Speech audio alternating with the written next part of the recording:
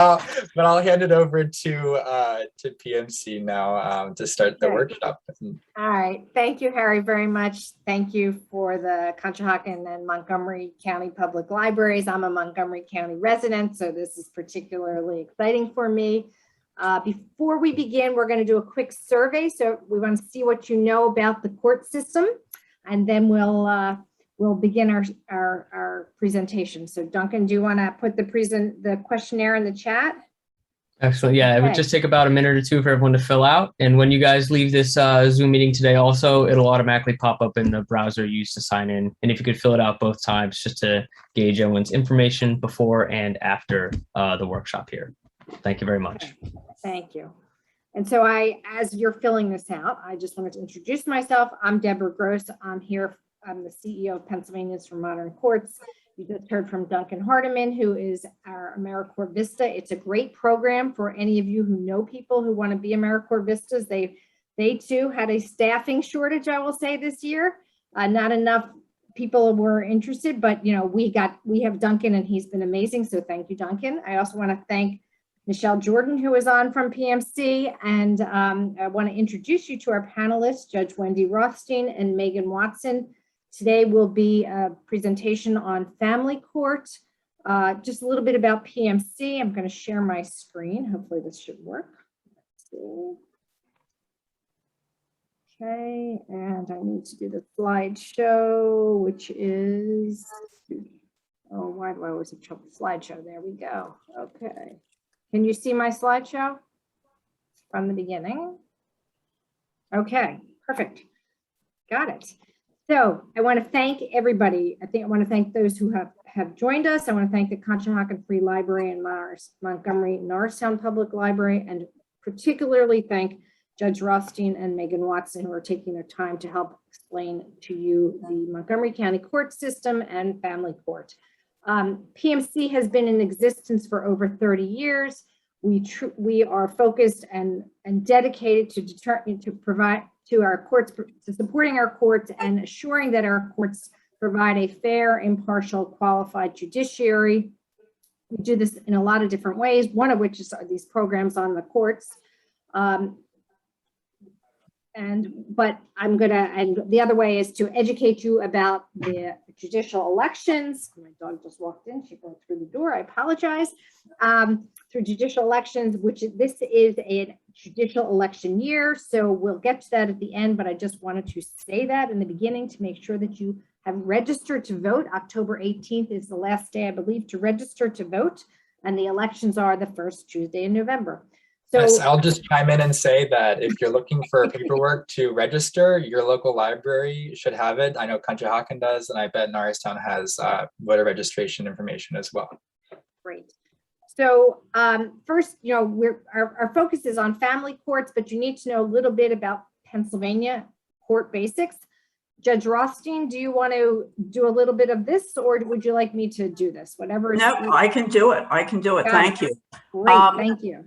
Pennsylvania, as it shows on the slide, we have the municipal court in Philadelphia, the magisterial district courts in the counties. And basically there's multiple magisterial district courts in the counties. And since we're Montgomery County, I'm going to focus on that. The magisterial district justices, they hear cases if $12,000 or less is in dispute. They hold preliminary hearings in criminal cases. They set bail in criminal cases. The Court of Common Pleas, every county in Pennsylvania has a Court of Common Pleas. It is the trial court in Pennsylvania. It is where there are trials in civil cases, in criminal cases, where the family court matters are heard, orphans court, juvenile. We call that a record court. That's where you make your case. If you have a right to, you have an absolute right to have one appeal in Pennsylvania. That goes to the appellate courts. If it involves a public entity, a school district, a township, a borough, a city, it involves unemployment compensation or workers' comp, it goes to our Commonwealth Court. Otherwise, everything goes to the PA Superior Court. Typically, any type of civil litigation not involving a public entity, family, and this and that. You have an absolute right to have one appeal. The next court is the Pennsylvania Supreme Court. There is no right to appeal. You have to ask petition for allowance of appeal. That's discretionary, and they accept very few appeals compared to how many are filed. And it's supposed to be something of matter of great importance, not just to the parties in the case. But so there are different levels of courts in Pennsylvania, and I know we're going to get to it later, but Pennsylvania is one of the few states that all of these courts are elected as compared to appointed that it happens in other cases. So the Philadelphia court system, since it abuts, I'll say, Montgomery County, we just wanted to touch upon it briefly, is a little different than the Montgomery County court system in how it's set up. This is the setup for the Philadelphia Court of Common Pleas. The trial division is comprised of civil and criminal. Family court is comprised of a juvenile branch and domestic relations. And then there is the orphans court. Whereas in Montgomery County, we have divisions: juvenile, anything that involves a minor, whether it's a dependency matter, a delinquency matter. Civil division, any type of civil case, and you're entitled to jury trials there. We have a number of judges in that division. Family division, custody, equitable distribution, support. That's in the family division. Orphans court, anything having to do with a will, probate, nonprofits, adoption, termination of parental rights. That's in the orphans court. And the criminal division is what it sounds like: any type of criminal matter involving someone who is 18 years or older. Now, just I can say here, Montgomery County, the website in the middle is MontCoPA.org/Prothy. That's very important. If you go on there, there'll be a whole forms directory for civil cases and for family cases. It's on the left-hand side. The most important form actually says, when you go to the forms and click on it, go to attorney withdrawal pro se entry. And you don't have to have an attorney to use that form. However, that is the form to use if you are going to be representing yourself. The significance is, one, it registers you, so they have your address, so you can receive notice. You will receive notice of any filings that are filed by the other side, notice of any hearings, notice of any orders. But even more important on that form is you can include your email address now, and then you'll get email notifications. That's very important because we've seen, and it's not, I don't think I'm saying anything out of line, the mail system is not as good as it used to be. So you don't want to be dependent on getting mail notice of a hearing. You want to get the email notice so that you definitely have notice that there's something coming up in court. But after you fill out the form, you drop it off at the Pathonetary, the Montgomery County Courthouse. They'll register you so that you will get the notifications from the court. It's very important. and the website above the Prothy is for the family court. And it has a lot of forms. I mean, it is, Right. it not only has forms, it has manuals. I mean, it is a true resource. So I just wanted to let you know. Right, and I believe some of the forms are in both places, which is good, Yeah. but that's more comprehensive and just focuses on family matters, and it does give a guide. And we've noticed more than anything else in the family division, we have a number of people that do represent themselves. So we've tried to make it a little more user-friendly so that you have like these guidebooks to take you through what you need to do. Great, thank you. And so, Megan, do you want to? Well, this is, I mean, for anyone who's on this Zoom that might be actually in Philadelphia County, this is the information about the Philadelphia County Family Court, its locations, its hours of operations. And the website, the Philadelphia website also has resources and forms and information on it, and that's there at the bottom of this slide as well. Okay, so we touched on this a little bit, that family court, well, in my mind, because I've been practicing in Pennsylvania now over 20 some years, to me is in two branches. Now in Philadelphia County, it literally is family court. Our building does hear our juvenile and our domestic relations matter. In Montgomery County, there's the one big courthouse that hears all matter. Philadelphia County is so large, we have multiple courthouses. So our juvenile matters and our domestic relations matters are all handled in Philadelphia County in the family court, which was the address that we had provided on Arch Street. As the judge said, the juvenile branch deals with kids under the age of 18, not custody cases. So dependency, so for children who are in foster homes and in the system, truancy if they're not attending school, juvenile delinquency, which is criminal issues related to children who are under the age of 18. Domestic relations, also as the judge noted, is divorce, custody, support, and also protection from abuse matters. So that's what we're going to focus on today, talking about the what we call the domestic relations side of family law. So the first step is divorce. There was actually a study that was done recently by a gentleman from Harvard, and it has been published widely across Pennsylvania. It's extremely difficult to get divorced in Pennsylvania without a lawyer. So there is a group of attorneys and judges working on this, but I will give you as much information as I can. There's actually two kinds, I guess, if you want to call it, of divorce in Pennsylvania. There's the no fault divorce and there's the fault divorce. Fault divorce would be like adultery, abandonment, someone is incarcerated, you can get a fault divorce based on that.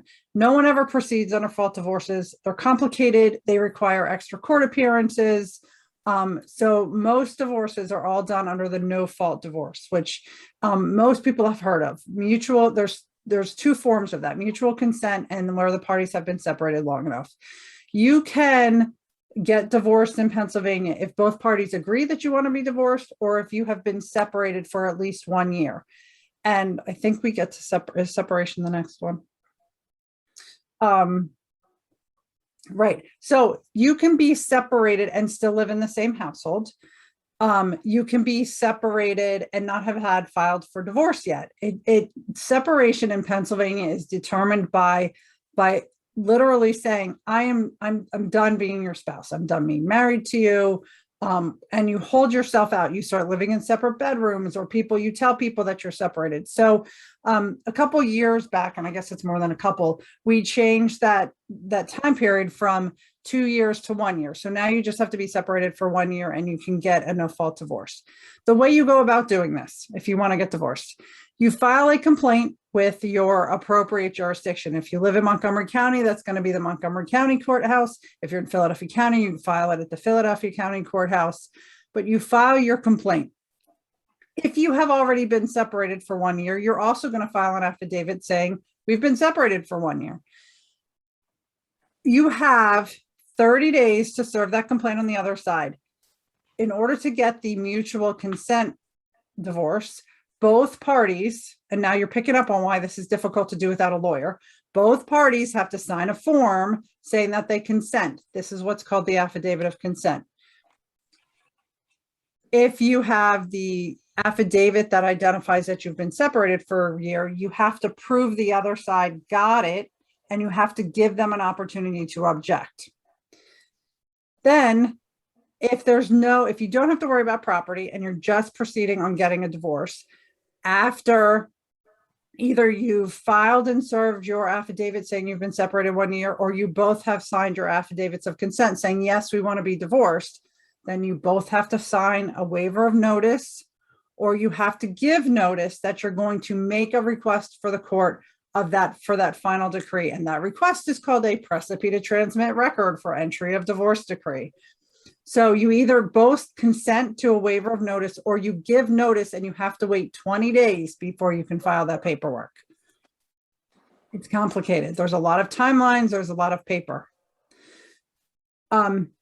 This slide mentions the 1 year separation. We are now 1 year separation. Prior to 2016, it had to be 2 years. Geez, I can't believe it was that long ago. I feel like it was just a couple of years ago. This shouldn't be the situation. Obviously, 2016 is now 5 years ago, so no one falls into this category anymore. Because you've clearly been separated for more than a year if it's been at that point. And under these circumstances, as I said, when you would need to sign an affidavit saying you've been separated for a year, you have to serve it and prove service, and then go through that whole precipice to transmit, waiver of notice, and serving notice. Once your precipice to transmit is filed, then it's a waiting game. You're waiting for the court to go through the paperwork and make sure you did everything right, and then they can enter the decree. As I said, it's difficult to get divorced without a lawyer. There are some agencies out there that will help people walk through it. And Harry can hop in here. I know that the Philadelphia Library has resources and paperwork available and people to walk through. We also have the help desk at Philadelphia County. Harry, I don't know if the Conshohocken and Montgomery County Libraries do the same. To my knowledge, we don't have anyone on staff, but patrons are always welcome to talk to a reference librarian if they have questions about this.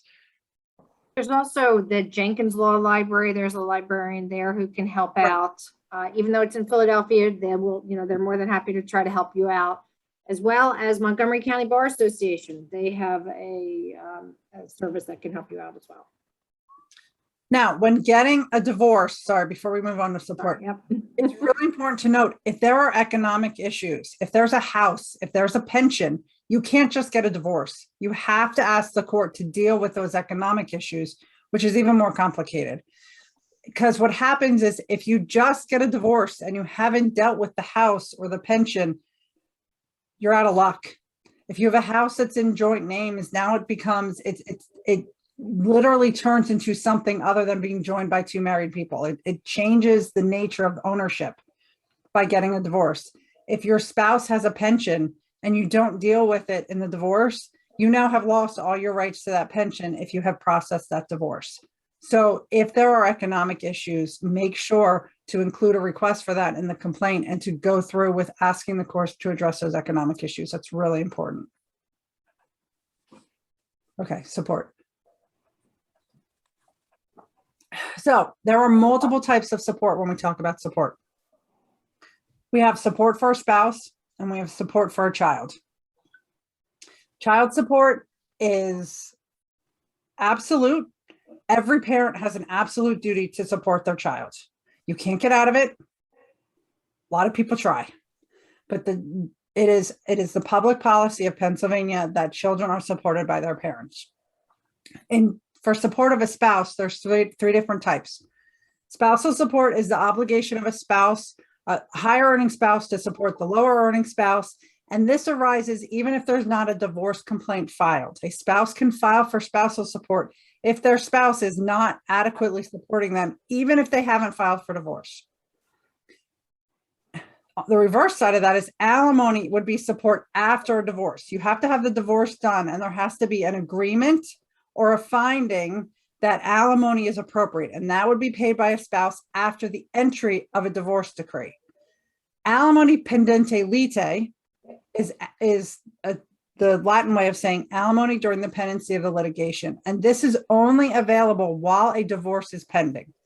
This is a strictly mathematical calculation where one spouse would owe the other spouse based entirely on their incomes and whether they have children or not.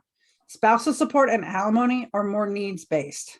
A lot of courts will use the same calculation for spousal support as they do for alimony pendente lite, but not alimony. That is not a mathematical calculation. It's entirely needs-based. It's based on how many assets the parties have, what their needs are, what their earning capacities are. So alimony is treated very differently than alimony pendente lite or spousal support.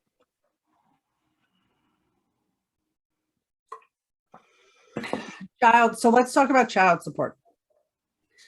Child support is based on the parties' combined net income. Some of you may have seen it if you've ever looked it up online, because it is available on the internet. There's a schedule that's put out, and basically what it says is if the parties were living together and making X amount of dollars, they would spend Y on their child or children, this every month. And it's called a basic child support number. So it's based on the party's incomes, how many children they have. And then we have an extra layer of whatever the custody schedule. So overnights of a custody schedule can impact what the child support amount is.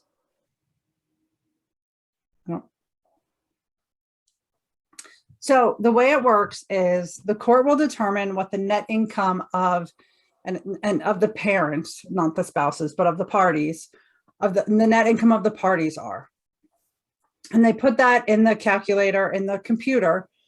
They'll put the gross amount in or the net amount and whatever they figure out. The computer can also determine the appropriate tax numbers are. And it says, okay, this is how much the parties make, combine it together. This is what the basic child support amount is for one child, two child, however many children they have.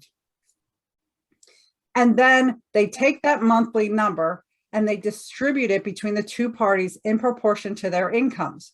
So for example, if mom earns 25%, if she earns $1,000 a month, and dad, and I'm going to use mom and dad here, and dad earns 75%. So if mom's earning $1,000 a month, dad's going to be earning $3,000 a month. Then mom's going to pay mom will be assessed 25% of that basic child support, and dad is assessed 75% of that basic child support. And that's how it's divided. That's the first step. And then the party who has custody of the children receives whatever that percentage is. So if dad had custody of the kids, so if he has the kids more than 50% of the time, mom's going to end up paying him. If mom has the kids more than 50% of the time, dad's going to end up paying him. And that number, that basic number, does get reduced based on overnights. So if you have 142 overnights, that number that you pay will start to go down, because the assumption is if the kids are in your house more than that many overnights, then you have expenses for them in your home. That part of the cost of your housing is for them. You're providing food for them. You're providing clothing for them. And at a 50-50, so when the parties hit 50-50, right, where they have equal amounts of overnights, that number goes way down. In some cases, then there is no support that's paid. It really depends on how close the parties' incomes are, because in some cases, even with a 50-50 schedule, there is still one party that owes the other party some child support. So this is the basic support number. This is just based on the party's net income. And then there are additional expenses that can get added on, such as childcare, after school expense, like before and after school, some extracurricular activities, medical insurance. Those are added on top of. And when we talk about childcare, it has to be related to a party being able to work. You can't just have someone who's a stay-at-home parent and decide that they want to go away for the weekend, and then the other party is not going to be responsible for their childcare. So these are extra expenses that get added on top and then get divided in proportion to the party's income. So again, it's that 25-75. Okay, so in order to file for support, most of the counties, Montgomery County and Philadelphia County, offer a lot of assistance actually when filing for support. And that's because the counties are actually paid by the federal government and the state government for support cases. So there is actually a lot of resources available at the court. They will help you. They will fill out the complaint and they will help you file for support. So the first step obviously is to file a complaint. You can do that with the paperwork online, or you can go into the court and they will help you fill out the complaint. The first step is a conference level. It is a non-record hearing, meaning it's not recorded, it's not in front of a judge, it's not in front of someone that can make a decision. It's completely informal. It's a person sitting at a desk, taking the information that's provided by both parties, putting it into the computer and figuring out the calculation about what the child support should be. If there is an agreement, you have an agreement, you're done. You don't have to come back. The parties walk away, you get your order and you have your support number. If there's no agreement, in some cases, they will enter a temporary order. But for example, if one party is arguing about private school tuition or about childcare, then at that level, they do not have the authority to make that decision as to whether to include it or not. So for the most part, it will just be a basic support calculation unless the parties agree on the extra expenses.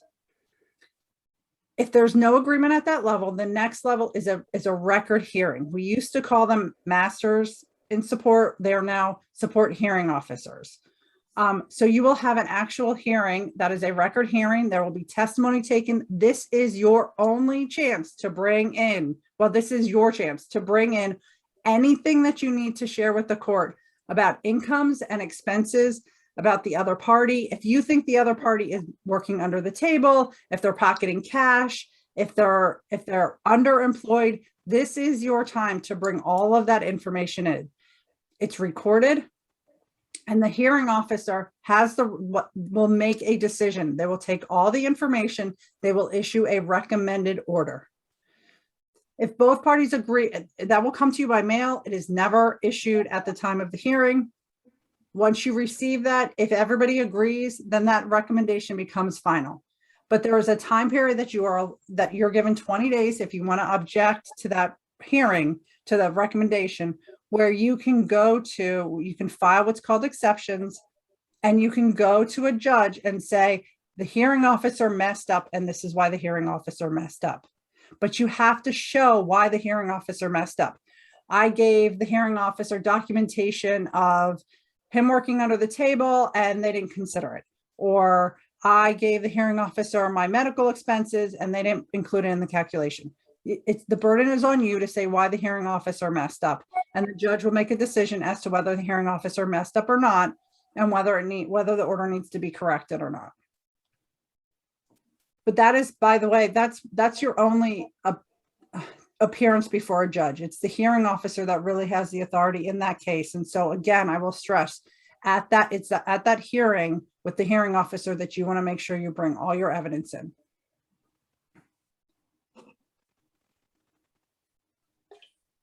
Okay, custody. So there are what we call two forms of custody. There's legal custody and physical custody. Legal custody is the right to be involved in major life decisions regarding a child. So those are usually defined as education, religious, medical decisions. We've seen obviously a lot of issues right now concerning COVID vaccines. There were a lot of legal custody issues that came up during the time of COVID, which has been in general unusual. The most usual legal custody decisions we see and issues we see have to do with school and where a child should attend school. But when you hear people talk about custody, most of what they're talking about usually is physical custody. So legal custody, you can have shared legal custody or sole legal custody. So either both parents get to participate in the decision, or only one parent makes the decision. In some states, they do allow parents to have them to have shared legal custody, but they allow for a decision maker on certain topics. We do not do that in Pennsylvania. There is case law saying that we are not allowed to say the parties share legal custody, but mom gets to make all the educational decisions. Physical custody is where is the child at any given time. So I've already talked about shared, just to jump there. So shared is when the parties literally have an equal number of overnights during the course of the year. That could be a week on, week off. It could be what we call a 2-2-3 or a 2-2-5 schedule. But it really comes down to having an actual equal amount of overnights during the course of the year. Primary custody is where a child sleeps at one parent's home more than 50% of the time. So 183 overnights a year. As long as they're there 183 or more overnights a year, that's primary custody. And partial custody would be when they're sleeping somewhere less than 182 overnights. So 181 overnights, 180 overnights. And visitation is, and people get confused about that, but our definition of visitation in Pennsylvania is a supervised setting. So it's supervised physical custody where a parent is seeing a child only in a supervised setting.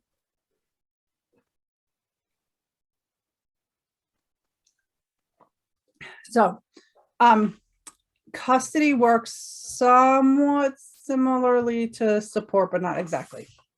So you would file your complaint And again, both in Montgomery County and Philadelphia County, there are people at the courthouse who will help you prepare and file your complaint. So the complaint is filed, but the first step in custody is you go in front of that hearing officer that we talked about, which is the second step in support. But however, if you're asking for shared physical custody or primary physical custody and there's not an agreement, a hearing officer in custody does not have the authority to enter that. Only a judge in Pennsylvania can enter an order granting shared physical custody or primary physical custody if there's not an agreement. So what the hearing officers try to do is they really do try to mediate with the parties and get them to reach an agreement. If there is already an agreement that at least one party is going to be the primary custodian, and it's just about the other party's partial physical custody, meaning, am I getting every other weekend? Can I have every other weekend plus every Wednesday overnight? And so someone wants less than 50-50, but they can't agree. In that case, a hearing officer can make that recommendation and make that decision. And like in support, if no one files to object to that recommendation, then that recommendation will become the final order.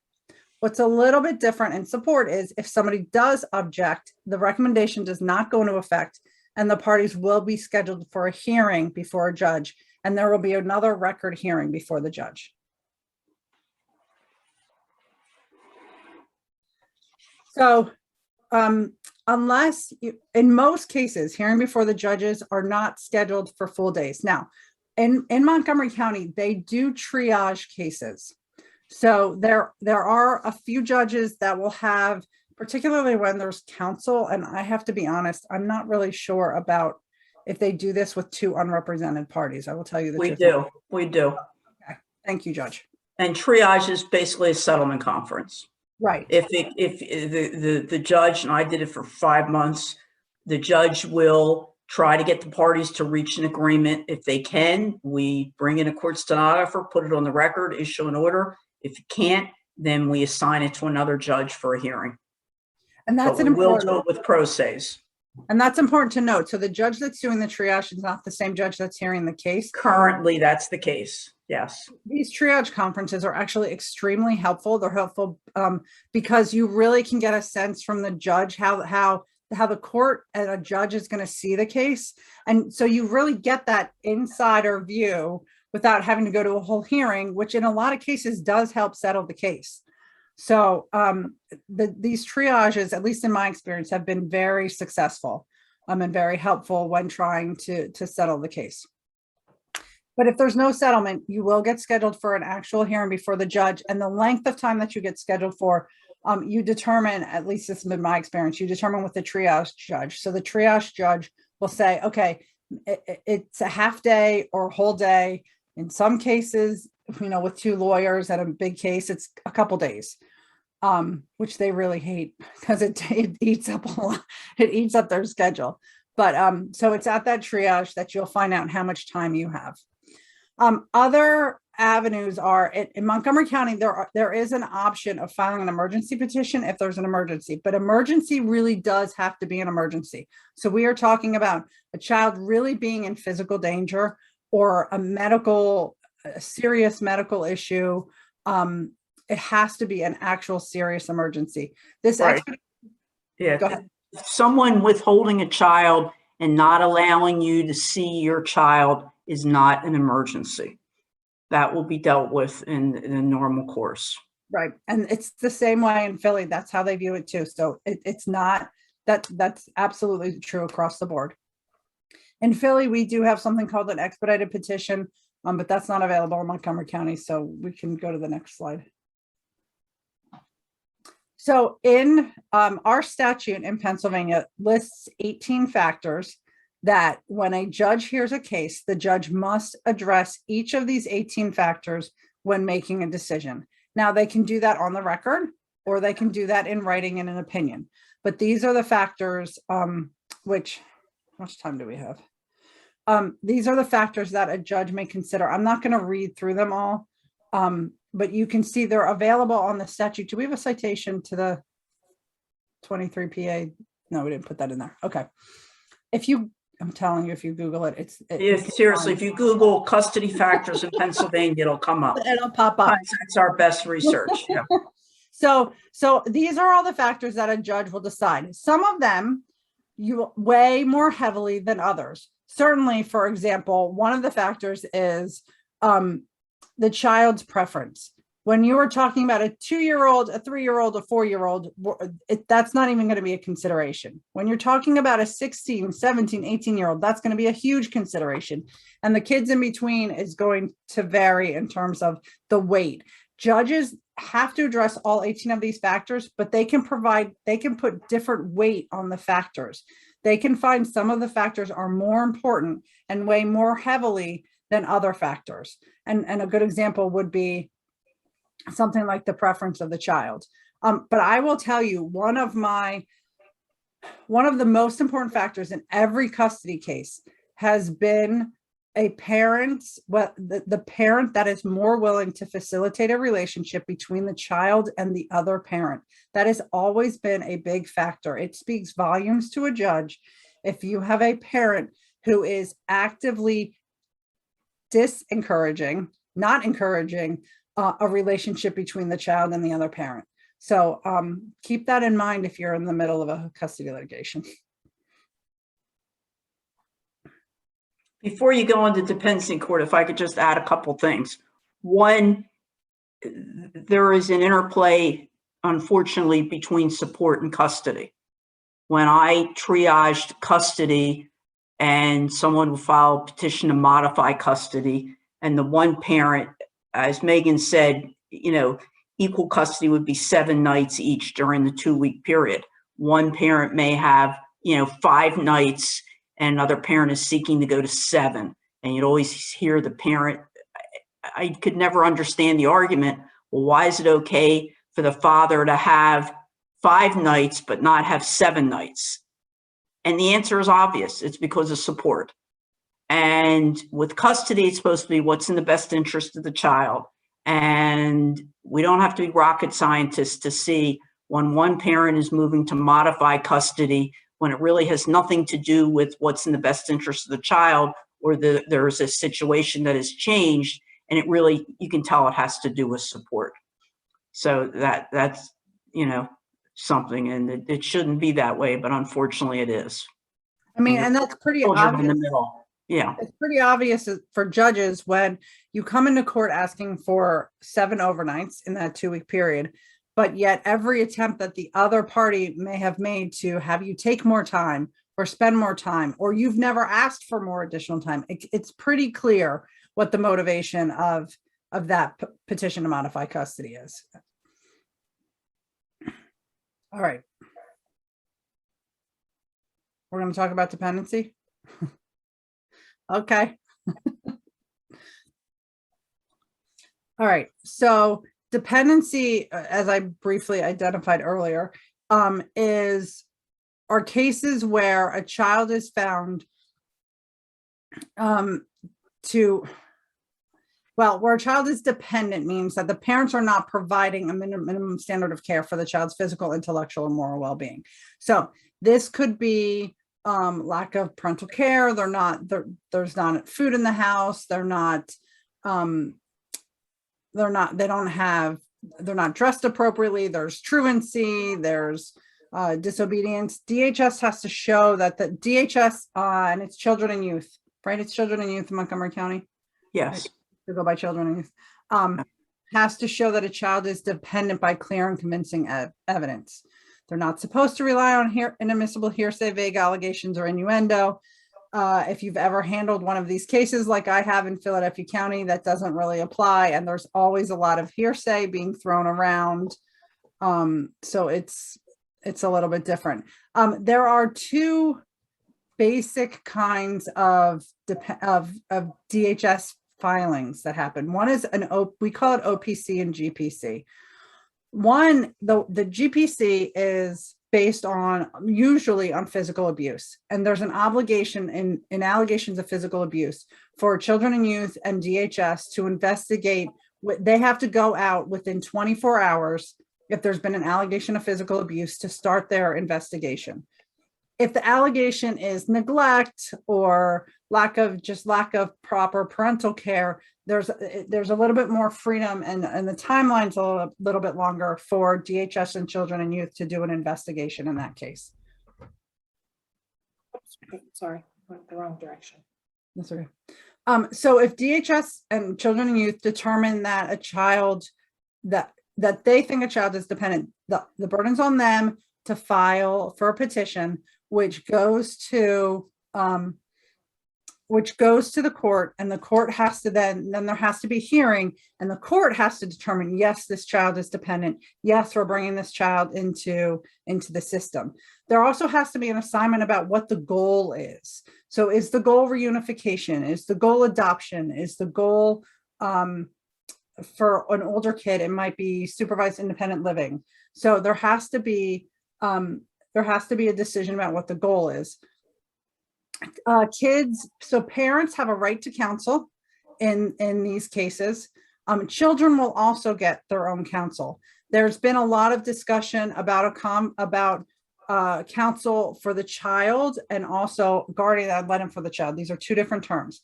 So a child advocate serves literally as the child's lawyer. And so they treat the child as their client, and their role is to present to the court what the child wants. A guardian ad litem is a little bit different. A guardian ad litem has the obligation of informing the court what that guardian thinks is in the child's best interest. So it still could be the child's lawyer, but their role is different than a child advocate. Their role is to talk to the child, talk to the professionals involved, talk to the school, and advocate for what's in that child's best interest, which may very well be different than what the child wants. So along the way, either at this first hearing or there are hearings that happen every 3 months, a judge can determine if the child is to remain in that child's home or is to be removed and go elsewhere, in a foster home, in a group home. And then we'll also, if that's the case, determine what visits and what rights the parents will have to see that child. They also, once you're in the system, there are services that are available to kids. There's therapeutic services, educational services, transportation. The irony is there are actually some kids have a lot more services and resources available to them when they're in the system than when they're not in the system. There are a lot of kids that actually in the system have the ability to seek higher education. You can, I know I'm getting away off this and not really sticking to the plan, but as kids get older, they can actually stay in the system past age 18. And I've actually had kids go on and get to go to college and do it in a way that it's being paid for by the agency. And they get to get an education that they might not have ever had the opportunity to do had they not been removed from their home. So the permanency plan is what we were talking about in terms of setting a goal for the child. And that goal will be very dependent on why the child was found dependent, and on who the child's family is, and on how old the child will be. Because the older the children get, the court and the people involved in this child are really thinking long term. What is the best for this child long term? Which may be what we call supervised independent living. So that means that a child gets to live in their own apartment, but in a kind of supervised setting, like with a house mom. It may be reunification where they go back home. It may be adoption, because maybe just reunification with parents is not an option. But there has to be a goal that's determined for the child at every stage. So parents in dependency cases, like I said, have a right to an attorney. They have a right to due process, so they should be notified of all court dates and all motions filed and all decisions made. They have a right to participate in all the proceedings. They have a right to be heard and cross-examine and introduce evidence. And then they have a right to appeal. So there's that right to appeal to the Superior Court if there's a finding of dependency, if there's a finding of termination of parental rights, all that can be appealed. Judge? Yeah, if I can add, the right to be notified of all court dates. sometimes people are in a situation that they have to move. The court doesn't know if you move. If you don't notify the court of your change of address, that's very important. You're not going to receive notice. So that's very important. And sometimes people have to move frequently, depending on what it is. You need to make sure the court is notified of your new address, or you will not get notice. So And this is the, oh, sorry, go ahead. And the other thing is, it's evolved through the years. I actually worked in children and youth 40 years ago and was in foster care and dealt with dependency. It's really evolved. It's evolved that a lot of the cases really fall into probably 3 categories: child abuse, drug or alcohol addiction by one or more of the parents, and parents being incarcerated. So it's, you know, the courts and the system really has to prioritize as compared to, you know, you may think the child's clothing should be changed and things like that. It's more serious things that we're dealing with now as compared to years ago. Yeah, that's for sure. Yeah. So I put in the chat, I didn't know if anybody who's here has any questions to ask, because the next part is about the judicial elections, but I don't want to give short shrift to the opportunity for people to ask questions of our speakers. So I don't know. I know it was a lot of information in a short period of time. Correct. Yeah, I want to go back to the data separation, where Megan said, and she's correct, that you can be in the same household and still be separated. It's significant on 2 fronts. One is for the clock to start running on the no-fault divorce on the time period. But it's also significant as to, Megan, maybe you can elaborate on when something's considered or not considered marital property. Right. And a lot of times there's a fight over the data separation. Normally it's because one of the spouses acquired property after the data separation and the other is seeking to argue that it's marital property. Right. So we didn't really get into assets, but that is a really good point, right? So the data separation is relevant in terms of that 1-year separation that I said, which is one of the no-fault divorce grounds. But it's also relevant if there are assets, we freeze time as of that date of separation. And that's how it's determined what is considered a marital asset. So whatever existed on that date of separation is considered to be a marital asset, and we capture it. So if someone had $10,000 in a bank account on the date of separation, but by the time you go to court, they have none, they've spent it all, it doesn't matter, because that day that they separated, they had $10,000. They're responsible for that $10,000. And so, as the judge was saying, what happens is people argue about the date of separation because they know that maybe it's better for them to use a different date, because depending on whether they're the dependent spouse or not, they're either going to have more assets or less assets included. So with my clients, we're pretty strategic. If I have the opportunity to work with a client to work on what that date of separation is, I'm going to take advantage of that. And we're going to come up with a date that really, and give notice and not separate too early. So, I work with my clients on figuring out what the best option is for them. And data separation is also significant on if there's a pension and valuing the pension and contributions to 401ks and things like that after that. Right. And that type of thing.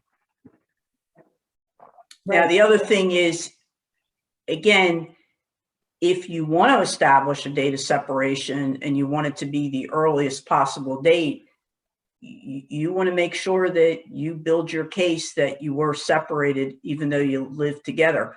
We're seeing more people remaining in, which I just find hard to believe, but it's because of finances. You got to remember, you don't want to be married anymore together, but you're still living in the house together. It's very difficult, and that type of thing. But that's happening more and more because people, until there's a distribution of marital property, can't afford to both have 2 households nowadays. Exactly.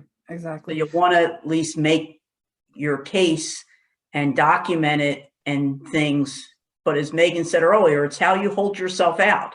So if you're getting divorced and you want to be divorced, then you better make sure as many people as possible know that. And unless it's a special family event with the children, you don't want to be going out to dinner and doing things like that, because that's what people do if they're married. If they're getting separated, they don't do those type of things. Great. So we do have a question in the chat from Amber, who is a sign language interpreter who works with the courts. Can we unmute her? Because if that's okay with her. So she asked that, I've always been told that the Court of Common Pleas is the court of record in PA, but I've also been in magisterial offices where we go on the record. This issue impacts my role. Can you speak to that a bit? So I don't know, Judge, if you want to chime in. For me, I can do that. It's the Court of Common Pleas is the record court. That doesn't mean that people can't bring a stenographer to a magisterial district justice. That doesn't make it a record proceeding. People like to have it because if there's an appeal, they like to have a transcript of what was said because they can use it to cross-examine or to do things. So they use it really as a discovery type thing. They use it for preliminary hearings, but again, there's only one record court. That doesn't mean you can't make a record in the court below and have a transcript. Although at the same time, I'm not sure how that affects Amber's role, because your role, Amber, would be to be it's no different. Her role is to interpret and to interpret. And if they want to have an interpreter there, it's no different from her, whether it's a record court or not. And it's no different whether there's a court stenographer or not. She's there to translate sign language so that the participant, whoever needs it, understands what's happening. This is Amber speaking. That is true. Part of our role is also in our training. We are part of our role in the language we use is that we are to protect the integrity of the court. And so, or the integrity of the record, I'm sorry. And as part of that, we're also officers of the court, the same as an attorney would be or the same as the judge would be. And so part of the reason I'm asking is because the amount of interpreters we have and what lines we can cross with regard to privilege and so forth is determined by what goes on the record. And so what you described is exactly what I've experienced. I go to magisterial offices and at times they will say, you know, this is nothing's on the record. This is not a court of record. But then they actually go on the record. And as you mentioned, because it can be preserved for appeal, then for our sake, that makes a difference, even if it's not considered the court of record. So I'm trying to tease out those types of details. So that discussion has been helpful. Okay. Well, and Amber, thank you for what you do, because we don't have enough sign language interpreters. We don't have enough interpreters in general. And so I have to say, I really appreciate that work that you do. There is, when you get notice of a court hearing, it will have attached to it that if you need an interpreter to advise the courts, and you need to let them know ahead of time and they'll arrange. And depending on what it is, it's easy if it's Spanish or sign language, but sometimes depending on the language, there's different dialects. And it's important that you let the court know if there is different dialects, because it can make a difference in the interpretation.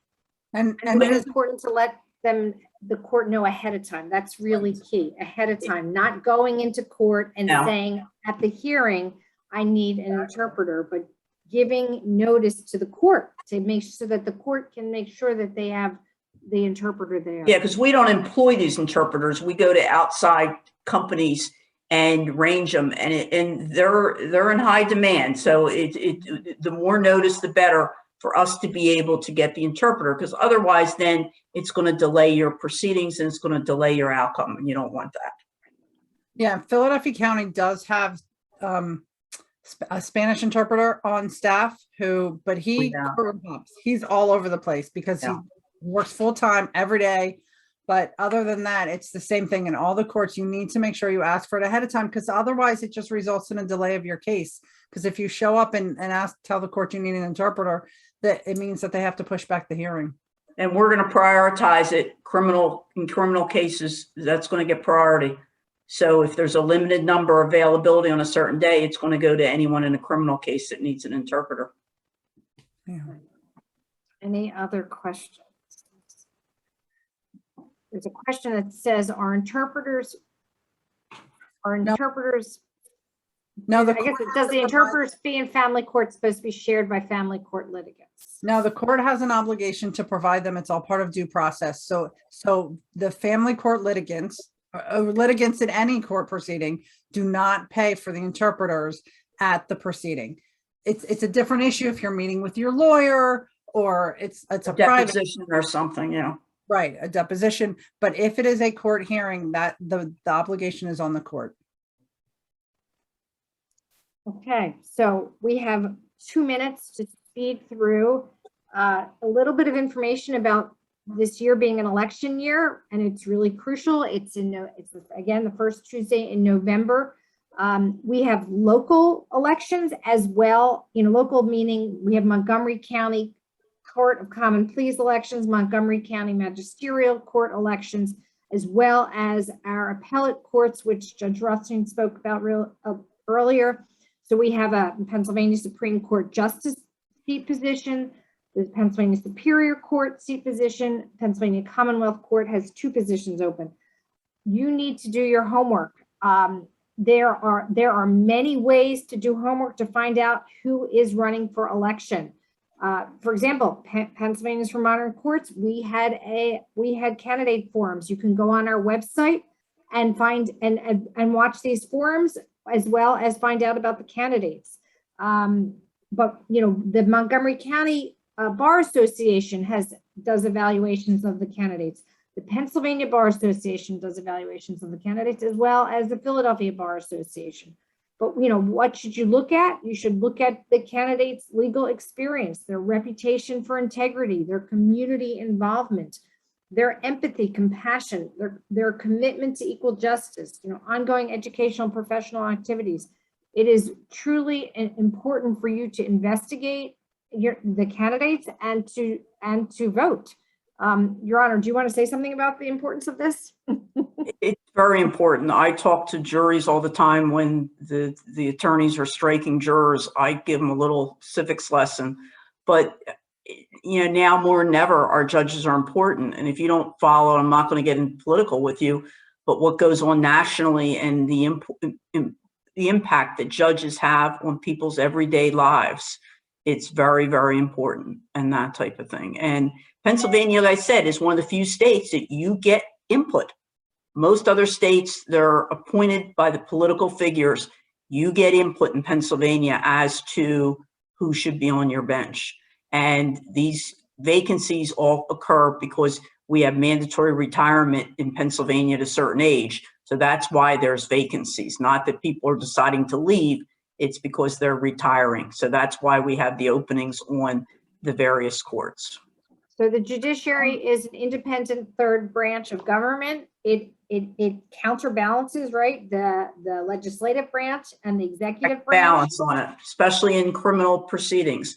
Real quick, the executive is the police department. The district attorney's office is bringing charges.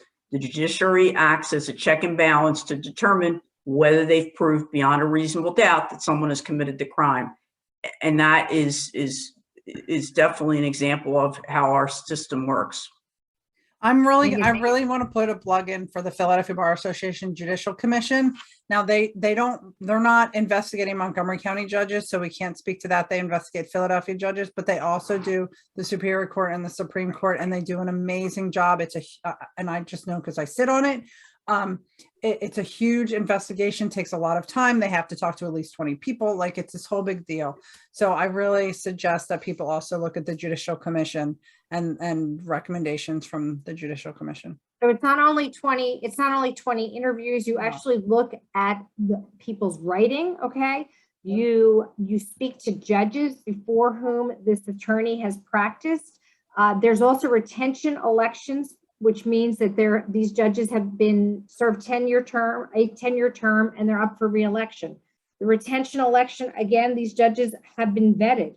They have been investigated by the attorneys who practice in front of them, and the bar associations have given their, their yay or nay, I will say, with respect to retention. So it's really important that you do your homework, you get out and vote. And I know I'm past 7 o'clock, so I appreciate everybody's time.